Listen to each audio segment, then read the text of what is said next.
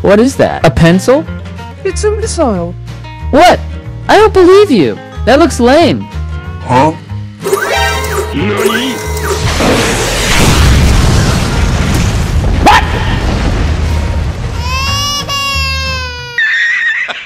Hey guys! What's up? What's up? Okay, sa video na ito, tuturuan ko kayo. Basic lang. Paano gamitin ng missile sa Roblox Build a Boat for Treasure. Oh my God! Una, syempre, gumawa muna ng missile.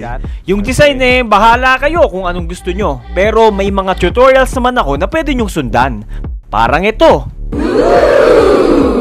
So, paano ito gamitin? Una, ilagay ang missile sa build kahit saan. Pwedeng sa jet, tangke, barko, bangka, ikaw bahala. Halimbawa ito, ilalagay ko sa turret. Siguraduhin walang parte ng missile ang tatama sa build mo ha. Ito nga sa turret ko, kahit mga invisible ducks hindi tumatama. Dapat pati sa builds nyo ganyan din ha.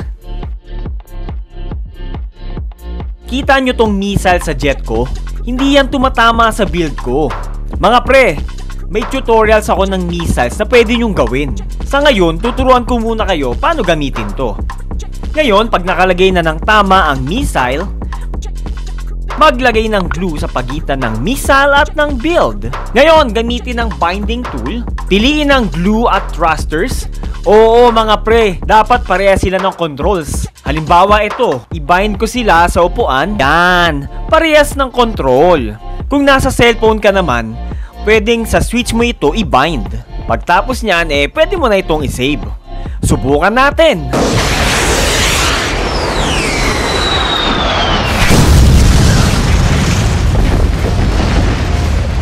What?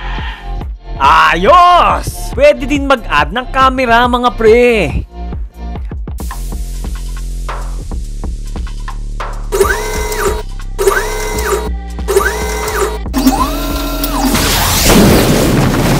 Ayos, di ba? Sana may natutunan kayo mga pre. At mga pre, kung hindi pa po kayo nakasubscribe, mag-subscribe na kayo and click the notification bell and please like and share the video. Salamat sa panonood mga pre. Bye-bye!